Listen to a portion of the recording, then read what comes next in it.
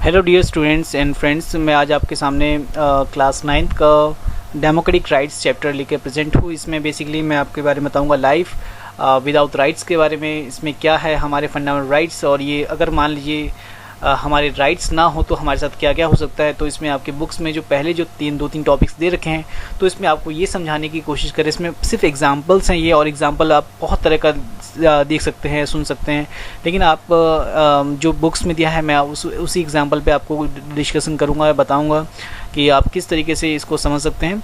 जैसे for example यहाँ पे एक ग्वांतनामो बेस का एक एग्जांपल दे रखा है जो कि क्यूबा में है। तो यहाँ पर बेसिकली एक इंसिडेंट के बाद, खासकर जो 9/11 का जो यूएस पे जो अटैक हुआ था 9/11 का 11 सितंबर 2001 को, उसके बाद जो अमेरिका ने जो सिक्योरिटी पर्पस से जो एक तरह से इंटरनेशनल लेवल पे या अपनी कंट्रीज़ में जो ह्यूमन राइट का वॉयलेशन करा, यानी बहुत सारे ऐसे लोगों को, खासकर जो मुस्लिम्स थे, उनको बेसिकली उन्होंने अरेस्ट करना स्टार्ट करा। इसके बेस पे बहुत सारी मूवीज़ भी बनी हुई हैं, आप देख सकते हैं, जैसे न्यूयॉर्क वगैरह बनी है। तो मुस्लिम या माय नेम इज़ खान जो मूवी बनी थी वो बेसिकली इसी पे था कि जो बहुत सारे लोगों को जो बेसिकली मुस्लिम वहाँ पे इंडिविजुअल थे या लोग थे, उनको अरेस्ट करा गया डिफरेंट काइंड की जगह से, डिफरेंट प्लेसेस से। और उनको जो इसमें बहुत सारे ऐसे लोग भी थे जो सिर्फ नाम की वजह से फंस गए थे इसके अंदर, और उनको अरेस्ट किया गया। जहाँ पर सिर्फ एग्जांपल दिया है, जैसे यहाँ पर जामिल अल बन्ना का एग्जांपल है, जो कि बेसिकली जो एक लेटर लिखते हैं, अनस जो उनके बेटे हैं वो लेटर लिखते हैं और ये यूएस से अपील करते हैं कि वो बेकसूर है, उनको छोड़ दिया जाए। तो इसी तरीके से बहुत सारी ऐसी अमेरिका ने अपने सिक्योरिटी को इतनी टाइट कर दी थी कि इसमें जो भी मुस्लिम्स नेम होते थे या जो दूसरे टाइप के जो suspected, on the basis of suspected, भले ही वो उसने कुछ किया हो या ना किया हो, उनको वो एक इस यहाँ पे जो ग्वांतानामो जो बे है, वहाँ पर एक टाइप की यूएस नेवी का जो एक जेल थी, वहाँ पर उनको रखते थे और उनको टॉर्चर करते थे। तो ये बेसिकली इंटरनेशनल लेवल पे ये एक तरह से ह्यूमन राइट का वायलेशन भी है कि किसी भी इंडिविजुअल को आप ऐसे अरेस्ट करके उनको टॉर्चर करना एक तरह से ह्यूमन राइट वायलेशन है। तो यहाँ पर एक चीज़ मेंशन है, एमनेस्टी इंटरनेशनल, जो कि बेसिकली आपका ह्यूमन राइट से जो भी वायलेशन होता है उसको वो देखती है, उसको उनके लिए वो फाइट करती है।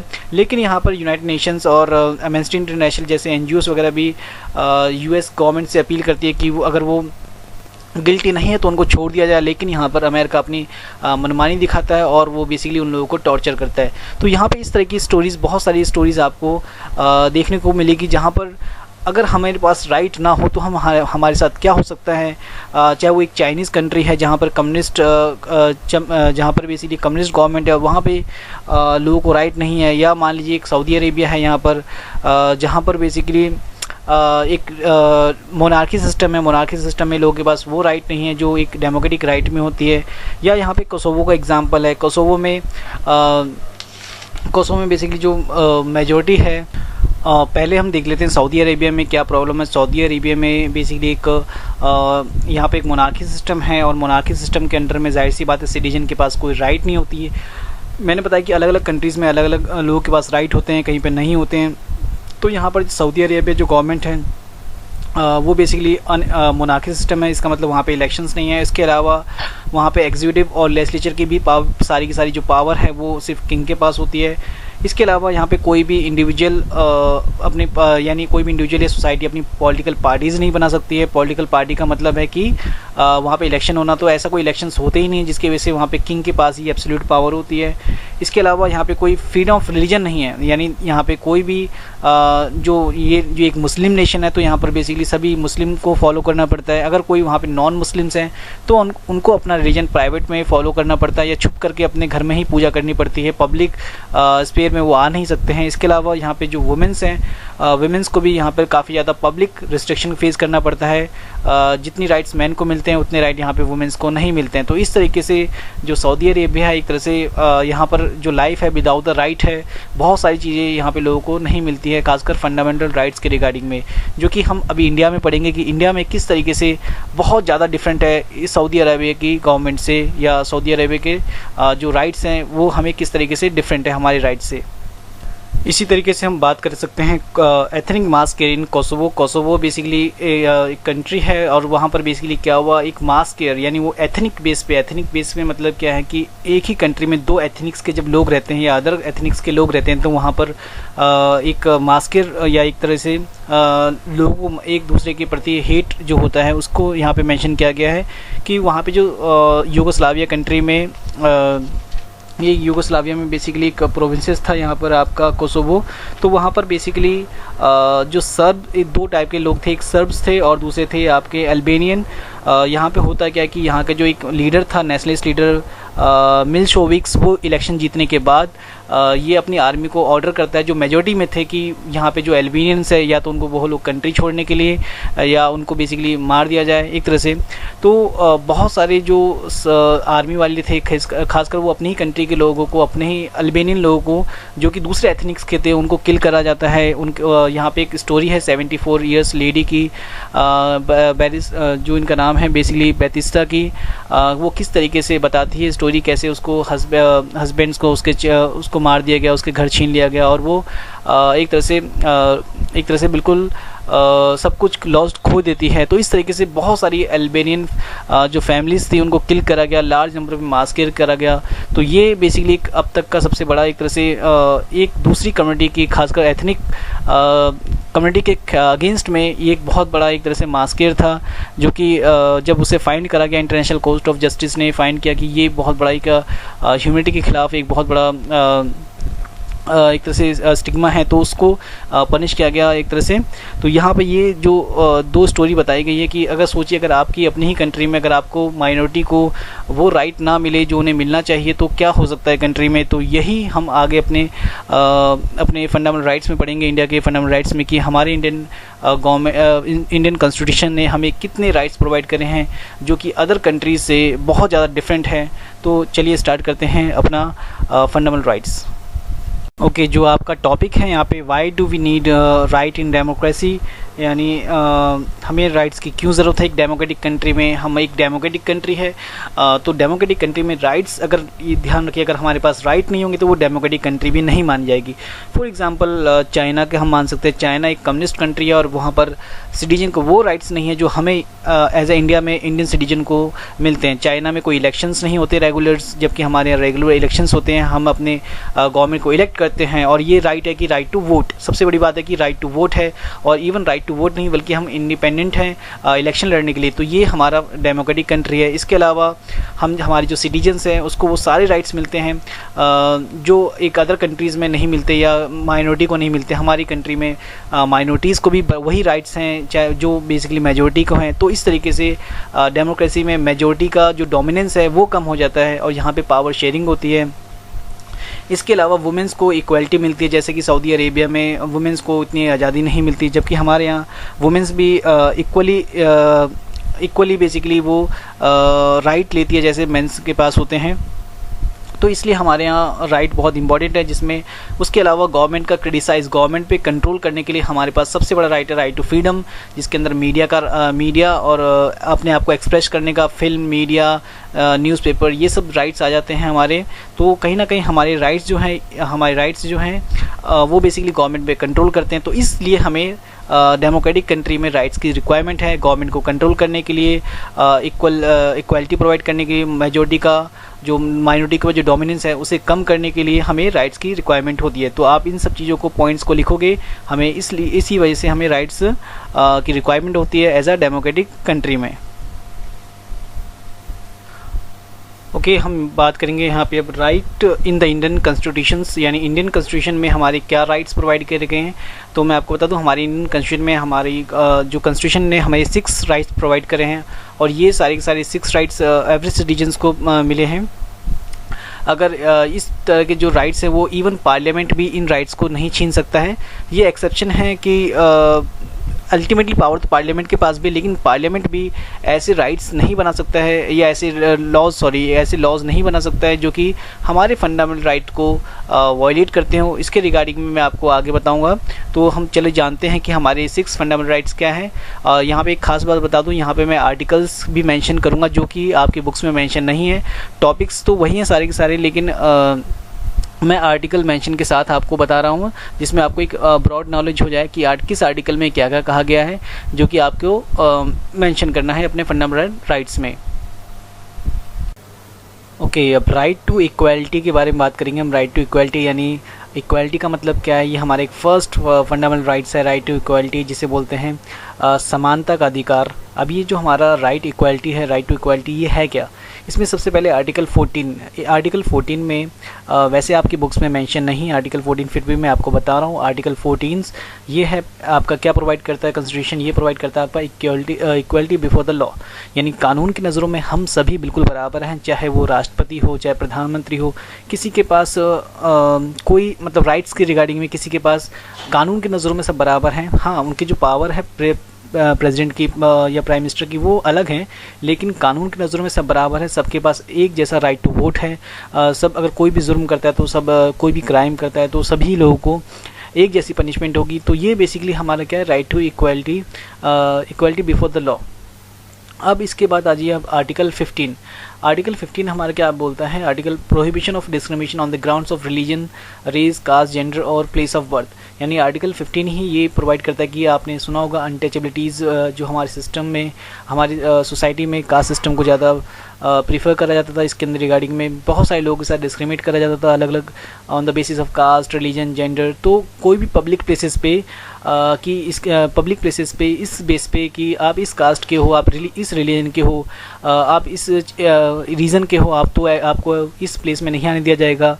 या मान लीजिए आपको इस स्कूल में इसलिए एडमिशन नहीं दिया जा रहा है कि आप इस कास्ट के हो, तो ऐसा अगर कोई करता है तो ये उसका राइट टू इक्वालिटी का वायलेशन होगा। तो इसके रिगार्डिंग में वो एक तरह से सुप्रीम कोर्ट में जा सकता है। ठीक है, इसके बारे में आपको मैं बताऊंगा आगे। अगला जो है आपका article 16, right to equality of opportunities. Equality of opportunities इसका मतलब क्या है, इसमें बेसिकली आपको जो भी गवर्नमेंट की जॉब्स होती है उसमें आपको बराबर मौका मिलेंगे कि आप उस जॉब के लिए अप्लाई कर सकते हो। वैसी जॉब्स के लिए इसमें किसी के साथ भी डिस्क्रिमिनेशन नहीं किया जाएगा। मान लीजिए कोई गवर्नमेंट जॉब निकलती है सब इंस्पेक्टर की या इंस्पेक्टर की या सिविल सर्वेंट्स की, तो उसमें सभी लोग जो भी उस क्वालिफ़िकेशन को अगर एलिजिबल हैं तो सभी लोगों को उसमें बैठने का या उस एग्ज़ाम देने का राइट है। तो यही बेसिकली इक्वलिटी ऑफ अपॉर्चुनिटीज़ है, यानी कोई भी गवर्नमेंट या कोई भी जो इंस्टीट्यूशन है वो इस बेस पे कि आप इस कास्ट के हो या आप इस प्लेस से हो तो आपको इस एग्ज़ाम में नहीं बैठने दिया जाएगा, वो ऐसा नहीं कर सकते हैं। ये बेसिकली एक तरह से इक्वालिटी ऑफ अपॉर्चुनिटीज़ है। देन उसके बाद आर्टिकल 17 जो आपका कहता है, आर्टिकल 17 कहता है बैन ऑफ अनटचेबिलिटी। देन इसके बाद आर्टिकल 17 में जो गवर्नमेंट ऑफ जो कॉन्स्टिट्यूशन हमारा वो बैन करता है अनटचेबिलिटी को, यानी एबॉलिश ऑफ अनटचेबिलिटी। अनटचेबिलिटी का मतलब क्या है कि हमारे यहाँ कुछ ऐसी कास्ट को पर्टिकुलरली वर्ना सिस्टम के अकॉर्डिंग उनको सबसे बाय बर्थ उनको सबसे लोअर माना जाता है। अगर और उनके साथ इस तरीके प्रैक्टिस करते हैं कि उनको कहीं भी कोई भी पब्लिक प्लेसेस पे आजकल विलेज वगैरह में भी ऐसा होता है कि उनके साथ खाना नहीं खाना या उनको दूर से ही हीट करना या उनको किसी स्कूल के बाहर बिठाना या पर्टिकुलरली उनको एक तरह से झूठे चीज़ देना या उनसे बात नहीं करना, इस तरीके से जो प्रैक्टिसेस होगी वो बेसिकली अनटचेबिलिटीज़ में आती हैं। और अगर किसी टाइप का पब्लिक प्लेसेस पे उनके साथ इस तरह का अगर वायलेशन करा जाएगा या उनके साथ उनको कास्ट से के अकॉर्डिंग उनको एक्सक्लूड करा जाएगा, उनको बाहर निकाला जाएगा, तो ये सब बेसिकली अनटचेबिलिटीज़ में आता है। और ये बेसिकली एक तरह से कॉन्स्टिट्यूशन के अकॉर्डिंग एक तरह से लीगल ऑफेंस माना जाएगा, ये कानूनी अपराध माना जाएगा। और उस व्यक्ति का जिसके साथ ये चीज़ करी जाती है उसका ये राइट टू इक्वालिटी का वायलेशन होगा और वो इसके तहत भी वो कॉन्स्टिट्यूशन रेमेडीज़ ले सकता है। ओके, जो फंडामेंटल राइट्स में जो दूसरा सबसे इम्पॉर्टेंट राइट है वो है right to freedom. Right to freedom एक बहुत इंपॉर्टेंट राइट है जो कि आर्टिकल 19 से लेकर आर्टिकल 22 तक मेंशन्स हैं अंडर द इंडियन कॉन्स्टिट्यूशन के अंडर में। इसमें बेसिकली आता क्या है, इसके अंदर जो आप देखोगे इसके अंदर आपकी बुक्स में 6 उसके राइट टू फ्रीडम के 6 बेसिकली पार्ट्स आते हैं, जिसमें freedom of speech, assembly in peaceful manners, form association and unions, move freely throughout the country, reside any part of the country, practise any profession to carry any occupations. तो ये सारे के सारे हमारे जो राइट्स हैं वो 6 type के राइट्स हैं। अगर आप एग्ज़ाम में आते तो आप इस चीज़ को लिखोगे अब मैं इसको आपको समझा देता हूँ कि है क्या फ्रीडम ऑफ स्पीच में और एक्सप्रेशन का मतलब क्या है। फ्रीडम ऑफ स्पीच और एक्सप्रेशन का मतलब है कि आप पूरी तरीके से फ्री हो अपने आप को एक्सप्रेस करने के लिए, अपनी बात रखने के लिए, पब्लिक मीटिंग्स करने के लिए। जैसे मान लीजिए आप न्यूज़पेपर है, मीडियाज़ है, ये सब बेसिकली आपका राइट टू फ्रीडम है। आप अपनी बुक इश्यूज़ कर सकते हो, पब्लिश कर सकते हो, आप इवन गवर्नमेंट का क्रिटिसाइज़ कर सकते हो, पब्लिक डिबेट वगैरह में पार्टिसिपेट कर सकते हो। ये सब आपका राइट टू फ्रीडम में आ जाएगा। राइट टू फ्रीडम में खासकर ये स्पीच ऑफ एक्सप्रेशन में आएगा आपका ये सारा चीज़, जो कि फ्रीडम ऑफ प्रेस के अंडर में भी आता है। तो ये राइट बहुत ज़्यादा इंपॉर्टेंट है। उसके बाद आता है आपका असेंबल पीसफुल मैनर्स। पहले मैं आपको थोड़ी सी और बता दूँ स्पीच में ये क्या है। स्पीच में बट इसका जो सबसे एक्सेप्शन ये है कि आप डीफेम नहीं कर सकते हो, यानी आप कुछ भी बोल सकते हो लेकिन किसी को भी मतलब अब्यूज़ नहीं कर सकते हो, किसी को डीफेम नहीं कर सकते हो, या किसी भी ऐसे मैटर पर जो कि जिससे कम्युनल वायलेंस हो जाए या दंगे फसाद हो जाए, इस तरीके से आप बात नहीं कर सकते हो। तो ये सारे का सारा एक तरह से एक्सेप्शन है कि आपके फ्रीडम तो है, लेकिन अगर गवर्नमेंट को लगता है कि आपकी बात से दंगे होने का है, या भड़काऊ भाषण देते हैं, या किसी कास्ट को लड़वाते हैं, या धर्मों के बीच में लड़ाई करवाते हैं, तो आपके इन चीज़ों को वो बैन कर सकते हैं सिंपली। यानी आप एक्सप्रेस है, आपके पास राइट है गवर्नमेंट के क्रिटिसाइज करने के लिए, लेकिन उस पर कुछ कंट्रोल भी है। देन उसके बाद असेंबल पीसफुल मैनर्स, यानी आप असेंबल हो सकते हो लेकिन विदाउट एनी वेपन्स के। इसके अलावा आप एसोसिएशन बना सकते हो, यूनियन बना सकते हो, अपने move freely throughout the country. आप पूरी कंट्री में फ्री हो, कहीं पर भी आप जाओगे, कहीं पर भी आप घूम सकते हो, अपना कोई बिजनेस स्टार्ट कर सकते हो। तो यही सब इसमें जो आता है। दूसरा, reside any part of the country. अब हमारी जैसे फॉर एग्जांपल दिल्ली में, मुंबई में, पूरे ऑल ओवर द इंडिया से लोग आते हैं, वहाँ पे रहते हैं। तो ये सब बेसिकली हमारा फ्रीडम के अंदर में आता है। देन उसके बाद आप कोई भी प्रोफेशन चूज़ कर सकते हो, कोई भी ऑक्यूपेशन चूज़ कर सकते हो, बट वो एक तरह से लीगल होना चाहिए। आप इलीगल काम नहीं कर सकते हो। तो ये सारे के सारे आपके फ्रीडम्स हैं जो कि आपको गवर्नमेंट ऑफ इंडिया या इंडियन कॉन्स्टिट्यूशन आपको प्रोवाइड करता है राइट टू फ्रीडम के अंडर में। तो आपको ये इसके जो 6 पॉइंट्स हैं आपको याद रखने हैं। राइट टू फ्रीडम के अंदर ये 6 पॉइंट्स हैं। ये पूरा अपने आप में फंडामेंटल राइट्स नहीं है, ये 6 पॉइंट्स है, आप ध्यान रखना। कई बार स्टूडेंट्स इस चीज़ को गलती कर देते हैं, वो राइट टू फंडामेंटल राइट्स के राइट टू फ्रीडम के सारी चीज़ें लिख देते हैं और उनका मतलब होता है यही हमारा फंडामेंटल राइट्स है। तो ये फंडामेंटल राइट्स सिर्फ बेसिकली राइट टू फ्रीडम के अंडर में ये 6 आपके पार्ट हैं। राइट टू फ्रीडम के बाद कुछ हमारा एक्स्ट्रा राइट्स भी हैं जो कि पर्सनल लिबर्टी और फ्रीडम ऑफ लाइफ में आ जाता है। ये बेसिकली 20 से लेकर 22 में है। इसके अंदर बेसिकली आता है क्या, इसके अंदर बेसिकली हमारे पास कुछ पर्सनल राइट्स भी हैं। अगर मान लीजिए आपने कोई एक्यूज पर्सन है, तो उस एक्यूज पर्सन को बेसिकली जो प्रोसीजर इस्टेब्लिश बाय लॉ, यानी इस टर्म के अकॉर्डिंग ही उसको कोई पनिशमेंट मिलेगी। यानी जो गवर्नमेंट ने या जो लीगल तरीके से जो उसको ही एक तरह से पनिशमेंट मिलेगी। लेकिन उस एक्यूज को जब तक पूरी तरीके से ये प्रूव नहीं हो जाता कि वो एक तरह से उसने जो ऑफेंस किया है उसको बाय द लॉ अगर ये उसको कन्फर्म हो जाता है कि इसने कोई एक तरह से कोई क्राइम किया है, तभी उसको वो पनिशमेंट मिलेगी।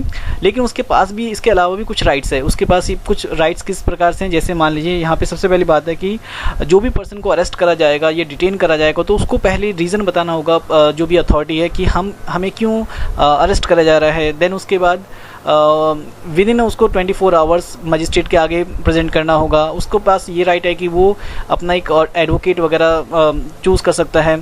तो ये सारी की सारी जो चीज़ें हैं वो बेसिकली हमारी पर्सनल राइट में आते हैं, राइट टू लाइफ में आते हैं। तो इसको भी आप ज़रूर याद रखिएगा।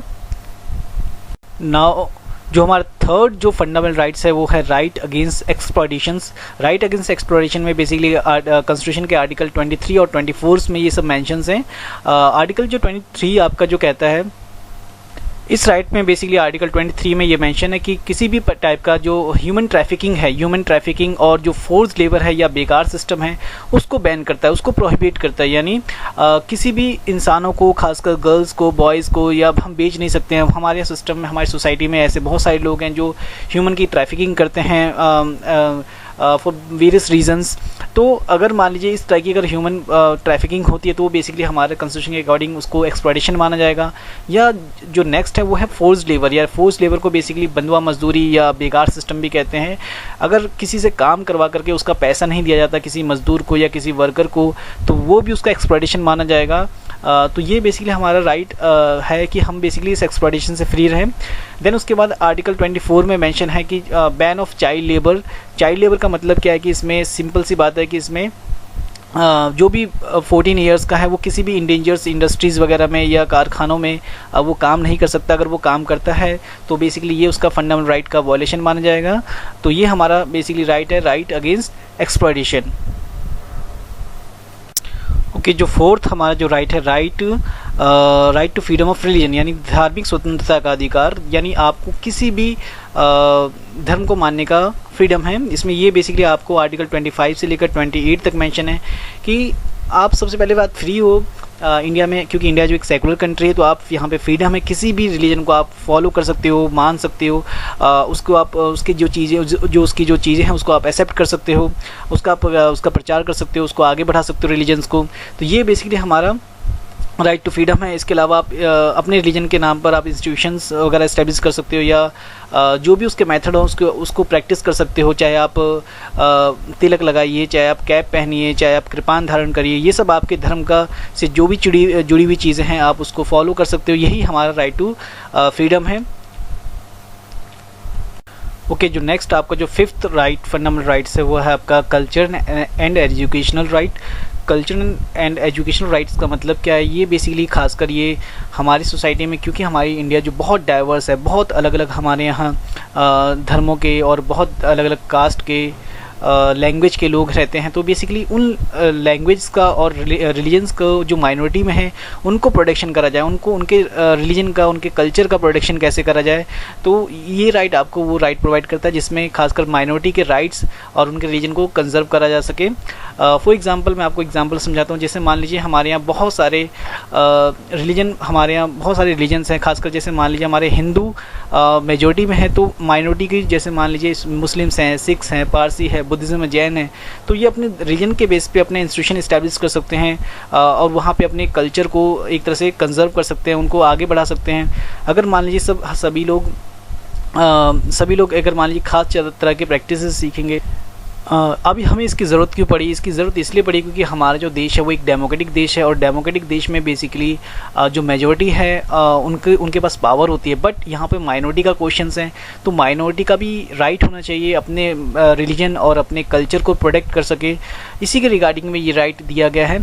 फॉर एग्ज़ाम्पल आपने देखा होगा कि आपके एरिया में आपने देखा होगा, अगर आप दिल्ली में रहते हैं, कहीं भी रहते हो आप, तो यहाँ पर बहुत सारे स्कूल्स हैं जो रिलीजन के बेस पे भी चलते हैं। जैसे डीएवी स्कूल है जिसमें संस्कृत और हिंदू कल्चर को ज़्यादा प्रेफर करा जाता है। इसके अलावा जामिया स्कूल है, जामिया स्कूल में उर्दू सिखाई जाती है, वहाँ पे उर्दू और उनके कल्चर को प्रोटेक्शन दिया जाता है। इसके अलावा गुरु हरकृष्ण स्कूल्स हैं, उसके अंदर बेसिकली सिख कल्चर को ज़्यादा प्रोटेक्शन दी जाती है। इसके अलावा बंगाली स्कूल हैं जो कि लैंग्वेज के बेस पे बनाया गया है, तो वहाँ पर लैंग्वेज सिखाई जाती है। लैंग्वेज के बेस पे बहुत सारे स्कूल्स हैं, जैसे आंध्रा सोसाइटी आंध्रा स्कूल को प्रोटेक्शन, आंध्रा लैंग्वेज को प्रेफर करती है। केरला स्कूल्स हैं, कर्नाटक मलयालम स्कूल्स हैं, ठीक है, जहाँ मलयालम सिखाई जाती है। तो इस तरीके से यहाँ पर इसके अलावा आपने देखा होगा क्रिश्चियंस बहुत सारे स्कूल्स हैं जिसमें क्रिश्चियन कल्चर को प्रीफर करा जाता है, like Don Bosco, Saint Paul, Saint George, इस तरह के जो स्कूल्स हैं ये यहाँ पर बेसिकली क्रिश्चियंस कम्युनिटी को या क्रिश्चियंस कल्चर को ज़्यादा प्रीफर करा जाता है। तो इस तरीके से हमारी सोसाइटी में हर रिलीजन के बेस पे, लैंग्वेज के बेस पे, खासकर जो माइनॉरिटी है उनको प्रोटेक्शन दी गई है, जहाँ पर वो अपने कल्चर को आगे बढ़ा सके, अपनी लैंग्वेज को और आगे बढ़ा सके, और ये एक तरह से उनका फंडामेंटल राइट्स भी है। लेकिन जिस भी इंस्टीट्यूशन में गवर्नमेंट अपना एड देती है या मदद करती है फाइनेंशियली, वहाँ पे किसी भी इंस्टीट्यूशन में रीजन के बेस पे डिनाई नहीं कर सकते उसको एडमिशन के लिए, यानी उसको एडमिशन देना पड़ेगा। अगर वो सिख स्कूल है तो इसका मतलब नहीं है उसमें सिर्फ सिख ही बच्चे पढ़ेंगे, उसके अंदर हिंदू बच्चे भी पढ़ सकते हैं और दूसरे कास्ट के बच्चे भी पढ़ सकते, दूसरे रिलीजन के बच्चे भी पढ़ सकते हैं। तो ये बेसिकली हमारा एक एक्सेप्शन है जिसमें अगर गवर्नमेंट अगर मदद करती है फाइनेंशियली तभी उस चीज़ में इस चीज़ को इम्प्लीमेंट करा जाएगा। ओके, जो सिक्स्थ एंड जो लास्ट हमारा जो राइट है वो है राइट टू कॉन्स्टिट्यूशनल रेमेडीज़, यानी संवैधानिक उपचारों का अधिकार। ये जो राइट है ये हमारा सबसे इम्पॉर्टेंट राइट है, क्योंकि इस राइट के बिना हमारे ऊपर के जो पांचों फंडामेंटल राइट्स है वो सब वेस्ट हो जाएंगे। इसी वजह से हमारे कॉन्स्टिट्यूशन जो फादर ऑफ इंडियन कॉन्स्टिट्यूशन थे डॉक्टर अम्बेडकर ने इसे इस कॉन्स्टिट्यूशन को या इस राइट को कॉन्स्टिट्यूशन का हार्ट एंड सोल कहा है, यानी ये जो है सबसे संविधान की हमारी आत्मा है ये बेसिकली राइट। तो इस राइट को, इसका जो खास उद्देश्य ये है, ऑब्जेक्टिव ये है कि अगर कोई भी आपके जो ऊपर जो आपके 5 फंडामेंटल राइट्स है, अगर किसी भी टाइप में अगर वो वायलेशन होते हैं या उनका उल्लंघन होता है तो हम डायरेक्टली अप्रोच कर सकते हैं डायरेक्टली सुप्रीम कोर्ट या हाई कोर्ट में। और ये सुप्रीम कोर्ट और हाई कोर्ट का ये रिस्पॉन्सिबिलिटी बनती है कि वो एवरी सिटीजन्स के हमारे फंडामेंटल राइट्स को प्रोटेक्शन दे और उसको उनके राइट्स दिलवाए।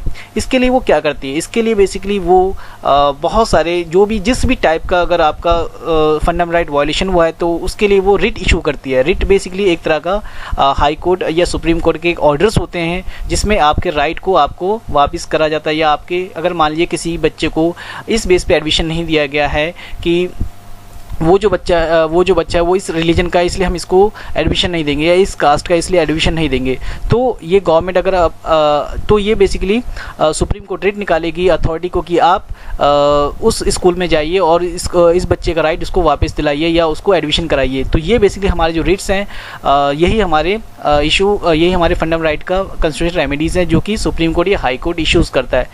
अब बात आती है कि अगर वैसे लोग जो मान लीजिए इतने कैपेबल नहीं है, अपने राइट्स को नहीं जानते, खासकर जैसे मान लीजिए बच्चे हैं या 14 साल के जो बच्चे हैं जो फैक्ट्री में काम कर रहे हैं वो तो अपना राइट नहीं जानते, तो वैसे उन लोगों के राइट प्रोटेक्शन कैसे होते हैं। तो उसके लिए गवर्नमेंट ने एक सिस्टम निकाला जिसको कहते हैं पब्लिक इंटरेस्ट लिटिगेशन। अब मान लीजिए 14 साल का बच्चा है या उससे कम का जो बच्चे हैं वो फैक्ट्री में काम कर रहे हैं, तो उसके उन बच्चों का राइट कैसे प्रोटेक्शन देंगे। तो उसके लिए कोई भी समझदार व्यक्ति या कोई भी NGO या कोई भी इंडिविजुअल बस एक रिट एक PIL डालेगा सुप्रीम कोर्ट में कि उस जगह पर पर्टिकुलरली एक जगह पर वहाँ पे इन बच्चों का फंडामेंटल राइट का वायलेशन हो रहा है। तो ये कोर्ट वहाँ पे फिर उसके बाद उस अथॉरिटी को या पुलिस को ये कहेगी कि आप देखिए जाकर के वहाँ पर रेड करिए कि वहाँ उस जगह पे जाकर छापा मारिए कि वहाँ पर कुछ बच्चों का फंडामेंटल राइट वायलेशन हो रहा है, क्योंकि उनको मान लीजिए उनको फैक्ट्री में काम करा रहे हैं जो कि 14 साल से कम के बच्चे हैं। तो ये इस तरीके से PIL के थ्रू भी, यानी पब्लिक इंटरेस्ट लिटिगेशन के थ्रू भी हमारा फंडामेंटल राइट्स या किसी बच्चे का या वैसे जने का जो खुद इतने कैपेबल नहीं है तो उनके बिहाफ पर कोई भी NGO वगैरह फाइल कर सकते हैं जिससे उनके फंडामेंटल राइट्स उनको वापस मिल सके। इसके लिए ज़रूरी नहीं कि उन्हें खुद जाना पड़ेगा, इसके लिए कोई भी इंडिविजुअल इस चीज़ को डाल सकता है।